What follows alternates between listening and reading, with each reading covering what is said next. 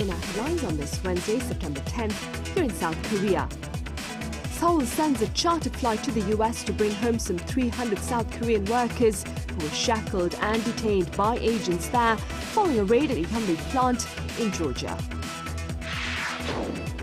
Meanwhile, the benchmark KOSPI closes trade on this Wednesday at 3,314.53, a new high on the back of the rally on Wall Street and prospects of greater policy support.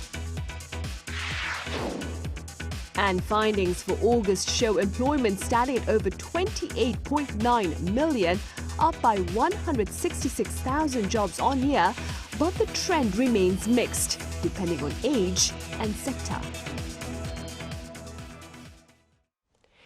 We start with the latest related to the return of the South Korean workers detained in the US. Now, roughly an hour ago, the Foreign Ministry here announced that the workers will not be boarding the chartered flight home on Wednesday as planned.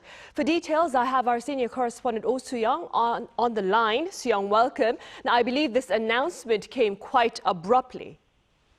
That's right, Sonny, very abruptly indeed. The Foreign Ministry announced just an hour ago that 300 or so Koreans at the Immigration Detention Center in Georgia will not be able to depart by chartered flight on Wednesday local time. This is quote-unquote due to circumstances on the U.S. side. Now, I just spoke to an official who indicated that South Korea, that is the government, its companies and the chartered airline involved, were fully preparing for a Wednesday departure. Now, local reports even indicate that the companies were helping the detainees ship their luggage to Korea separately. So for a reason that is unknown and undisclosed to us right now, the U.S. is stalling the process. The ministry says negotiations, though, with Washington are ongoing. But given that it's quite early in the morning in the U.S., the issue is unlikely to be resolved before Foreign Minister Cho Hyun and Secretary of State Marco Rubio meet. So it looks like it's up to those two officials to quickly finalize the negotiations. However, even upon the detainees' release or whatever agreement that's reached, it seems difficult to determine when the next flight can be arranged, as it takes logistical preparation for the airline company in keeping with aviation safety standards and procedures. Right, sounds quite complicated. Soo-young, what are the sticking points with regard to the negotiations? Well, the Foreign Minister has said that he will ensure those detained are released on the condition of voluntary departure from the U.S. and face no disadvantages upon re-entering the U.S., such as 5-year entry bans. According to the U.S. State Department, Cho will meet his counterpart on Wednesday at the White House and is likely to prioritize the immediate need for release of the detainees.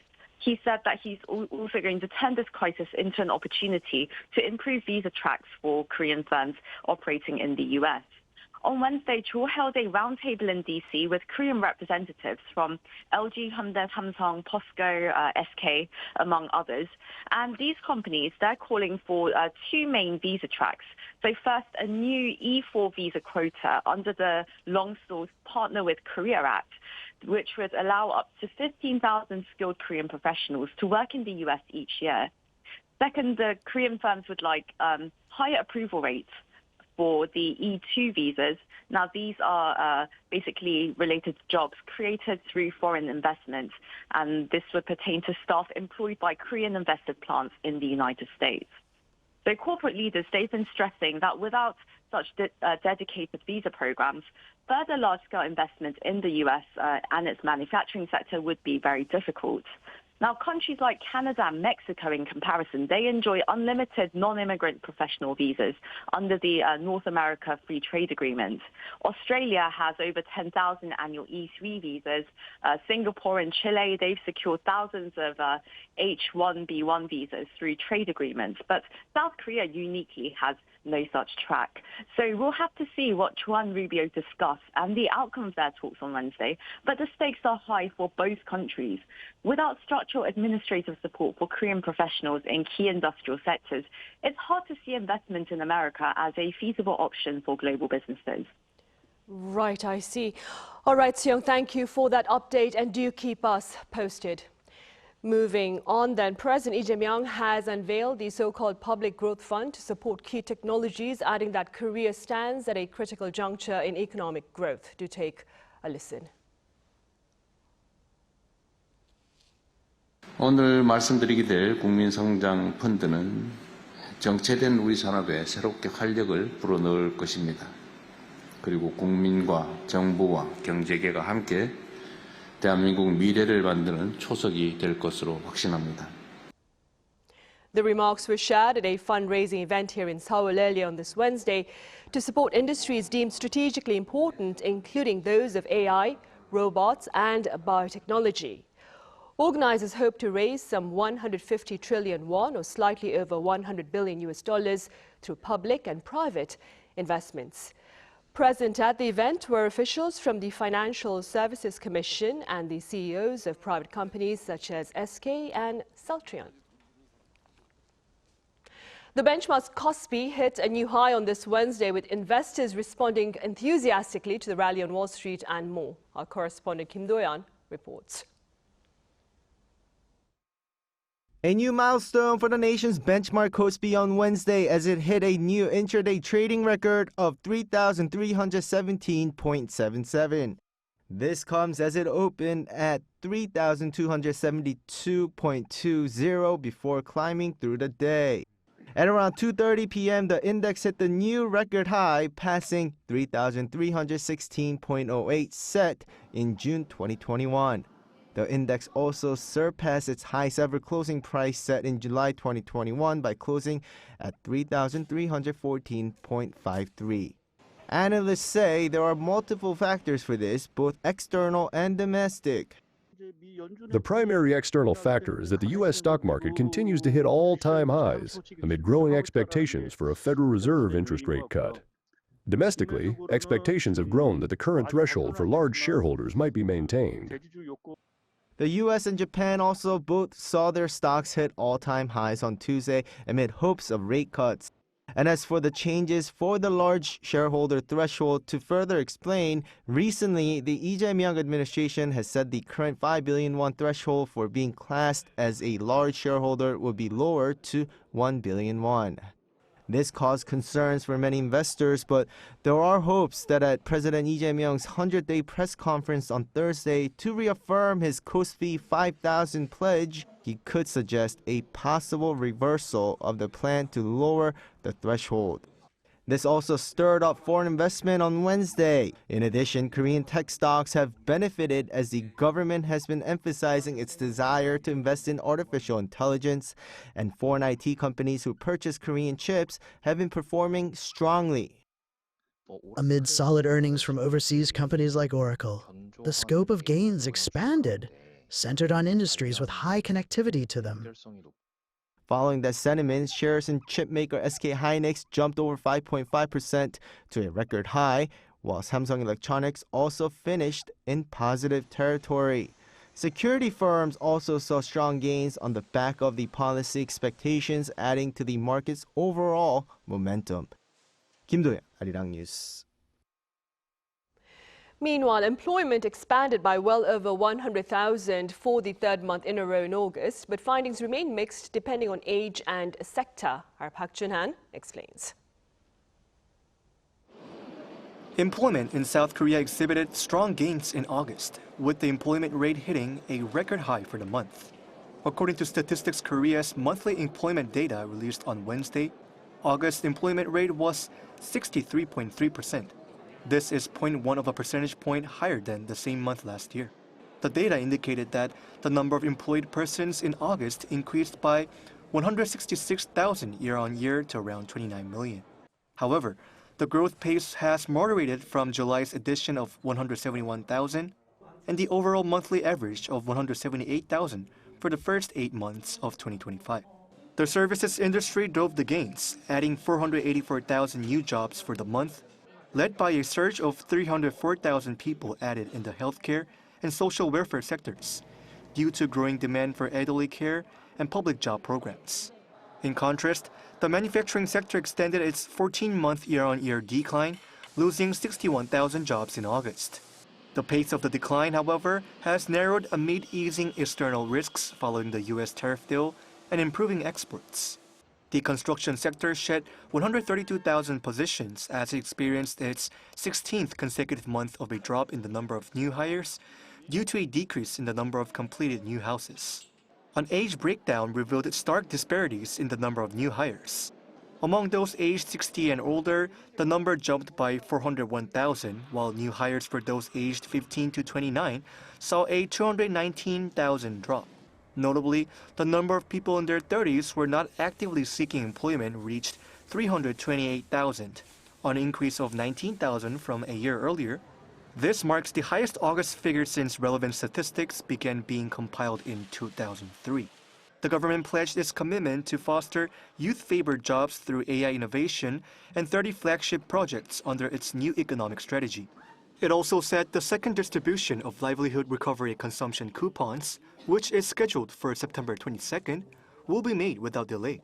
And measures to stabilize livelihoods during the Chuseok holiday will also be promptly prepared. Park Junan, Arirang News. In other news, the main opposition People Power Party's floor leader Song On-seok urged the ruling party to place priority on people's livelihoods. Speaking at the National Assembly on Wednesday, Song assured the PPP's readiness to work with the Democratic Party under the framework of a consultative body to tackle issues related to livelihoods. Separately, he criticized the ruling party for pushing legislation unilaterally, pointing to the passage of contentious bills such as the pro-labor bill. On prosecution reform, he said his party agrees on the need for change, but stressed that direction, not speed, is what matters, calling for bipartisan talks.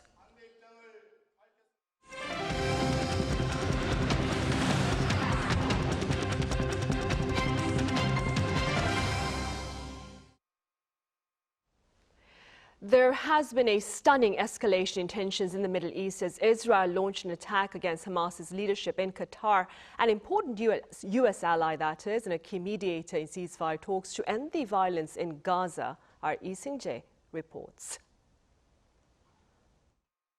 Israel carried out an airstrike on Tuesday, targeting senior Hamas leaders in Qatar.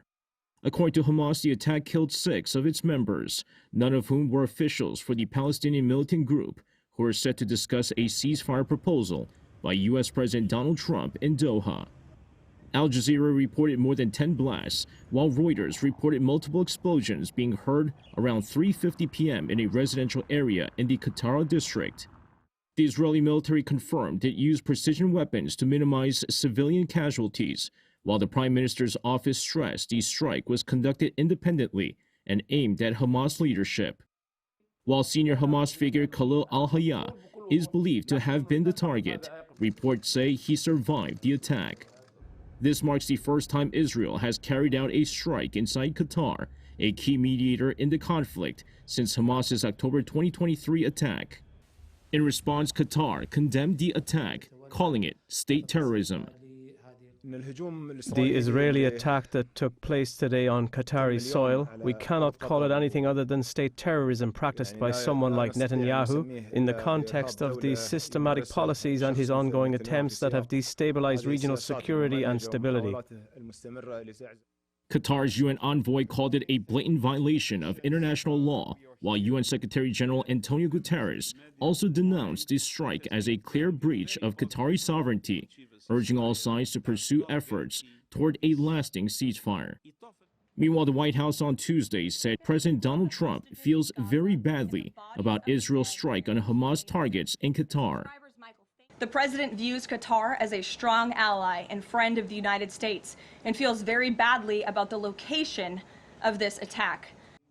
The White House added that Trump spoke to both Israeli Prime Minister Benjamin Netanyahu and also the Emir of Qatar, assuring the Qatari leader that such a thing will not happen again on their soil. The latest strike threatens to derail Gaza ceasefire talks, as well as President Trump's effort to broker a negotiated end to the nearly 2-year conflict between Israel and Hamas. Lee Sing-jae, Arirang News. Over in Nepal, Prime Minister KP Sharma Oli resigned on Tuesday local time following violent protests against the ban on social media. Protesters set fire to the homes of the president as well as the prime minister, and clashes between police and protesters left 19 people dead and more than 500 injured nationwide on Monday. The protests began last Friday when the government blocked access to 26 social media platforms, including YouTube, Facebook, Instagram and X because they were not registered with authorities. The government lifted the ban on Tuesday. Seoul is hosting its annual security forum, and this year defense officials and related pundits are highlighting the importance of communication to counter potential conflict. Our correspondent Kim Bo-kyung covers their remarks and more. Confronting geopolitical challenges and building peace through cooperation. This is the theme of the 14th edition of the Seoul Defense Dialogue, the annual security forum hosted by South Korea's defense ministry. With the war in Ukraine still going on in Europe and with China aligning with Russia and North Korea, the need for cooperation to respond to these challenges is clear. Having invited around high-level defense officials and experts from around the world, the forum served as a venue to talk about how to counter those security challenges. As regional rivalries and economic fragmentation get worse, officials warned that the world could become increasingly divided. They emphasized the urgent need for concrete measures to address the threats that put global stability at risk. One key message was on the need for communication and mutual trust. Keeping peace isn't just about having stronger military power. It's also important to build systems for mutual deterrence and trust. We believe it's crucial to increase channels of communication and to reinforce the importance of face-to-face meetings like this one here and the conversations we're all having bilaterally in the room. Holding major powers responsible for their actions that threaten peace and stability through institutions and framework was highlighted as well.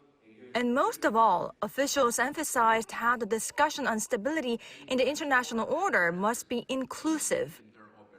Our international order must be multilateral, built with the participation of middle powers, regional groupings, and small states alike. The rules of the road must reflect the interests of all, and not just the strongest. In the world where interdependence can lead to vulnerability, coming up with real, pragmatic measures to challenge security issues could take some time. But pundits do agree such dialogue could be a start toward the process. Kim Bo-kyung, Arirang News. Also here in Seoul, we share with you a beautiful show that offers its audience the chance to craft a scented memory of its music performance. Our Pyun Ye-young was there. On a Friday night in central Seoul, the sound of traditional Korean string instruments echoes through a Hanok courtyard. This marks the opening of a special performance series at Namsangol Hanok Village. The series is called 취향, or Taste. Written two different ways in Hanja, it means both personal preference and to take scent, a clever play on words. Here, the audience members not only enjoy live music, but also create their own perfumes inspired by the performance. Our concert series is about embracing different cultural tastes. From traditional gov't to classical and indie bands, we showcase a variety of performances. And through the fragrance making experience, audience members can create and take home a scent that matches their own taste, a way of carrying their personal experience and individuality with them. Opening the series is the 국악 trio Trigger. The gentle yet strong melodies of the 가야금, 검은고, and 아쟁 captivate the audience. Traditional instruments are especially fitting in a Hanok setting. Performing with natural acoustics lets the audience hear the true sound of the instruments. We hope they can also feel the natural rhythm and subtle vibrations we share.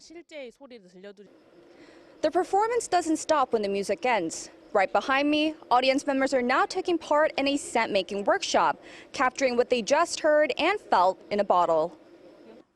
Participants browse through a variety of scents before a perfume expert blends them into a fragrance, turning the concert into a lasting memory. It was a magical experience, honestly, because I honestly felt like a young band that had his musicians playing for him. I only missed maybe like Macaulay to fully enjoy it, but it was mesmerizing. So as I was listening to the songs, the first one actually did remind me of a forest and kind of the rainy smell of it. So being able to encapsulate that experience in a perfume, which I will later use on myself, it's each time I put it on, I will be reminded of this, so it's great. Taste features traditional Korean music throughout September before branching into jazz and classical music in October. The series runs every Friday until November 7th. Pyongyang, Arirang News.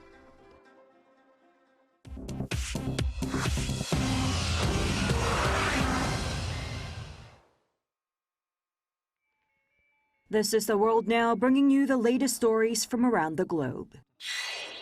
A Russian airstrike struck a village in eastern Ukraine during a pension distribution, killing at least 24 elderly civilians. On Tuesday morning, as residents in the Donetsk region village of Yarova gathered at a mobile post office for pension payouts, they were struck by a Russian glide bomb. The 24 people killed were mostly pensioners and local postal workers. 19 others were injured. President Volodymyr Zelensky condemned the strike as savage and urged Western and G20 leaders once again to increase pressure on Moscow through sanctions. This attack is part of a broader escalation of airstrikes on Ukrainian civilian hotspots. It follows the deadliest aerial assault on Kyiv just days earlier. French President Emmanuel Macron has appointed his defense minister, Sébastien Lecornu, as the nation's new prime minister, following the resignation of François Bayrou. The decision on Wednesday comes after Bayrou failed a confidence vote 24 hours earlier, ousting him from the position. Macron swiftly named 39-year-old Sébastien Lecornu as France's fifth prime minister in under 2 years. A longtime Macron loyalist and former defense chief, Lecornu will need to forge a cross-party consensus to pass a budget amid rising social unrest. Lecornu is expected to retain Macron's pro-business reform agenda, continuing tax cuts and pension adjustments, even as nationwide demonstrations loom. A grassroots movement called Bloc on 2, meaning Let's Block Everything, has planned anti-government protests across France, and authorities have deployed 80,000 police officers to maintain order. American tech company Apple unveiled the iPhone Air, its thinnest iPhone ever, on Wednesday at an annual product launch event. The new model is just 5.6 millimeters thick, featuring a high-density battery and a brand-new processor, and is priced at $999. Despite its ultra-slim titanium frame, the iPhone Air packs pro-level performance with an A19 Pro chip and a large 6.5-inch display, all while maintaining all-day battery life. CEO Tim Cook called the Air model a game-changer, saying that it was the most durable iPhone yet. The company also launched the iPhone 17 and iPhone 17 Pro, the latest upgrades to its flagship smartphones, featuring a brighter, more scratch-resistant screen. Pre-orders begin September 12th, with availability starting September 19th. New York Fashion Week officially begins this Thursday, September 11th, featuring established brands such as Coach, Michael Kors, and Calvin Klein, alongside a wave of emerging designers.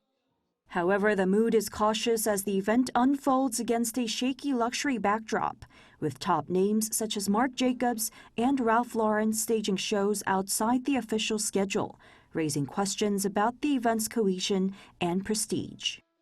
Organizers are responding with reforms under the Council of Fashion Designers of America and the fashion event platform KFN, planning a network of 10 free venues within a 15-minute radius of each other to lower costs and encourage participation. The event will run until September 16th. Choi Ji-hee, Arirang News.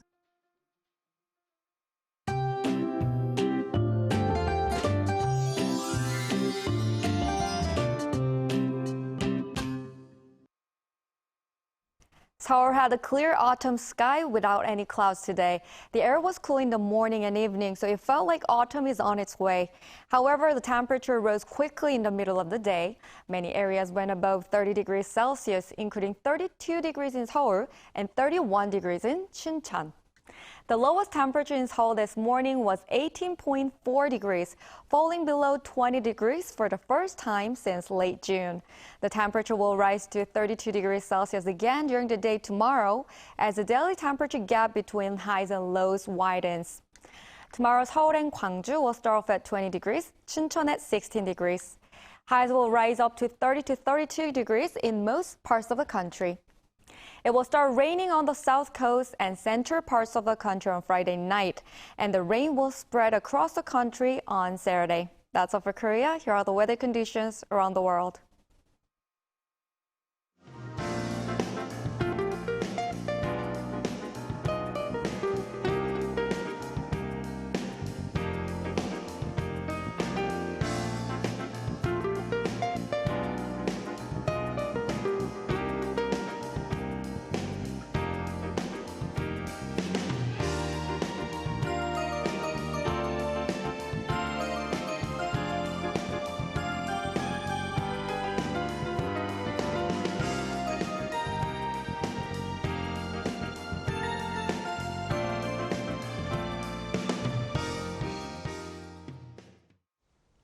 Right, those are the headlines at this hour here in South Korea. As always, thank you for watching.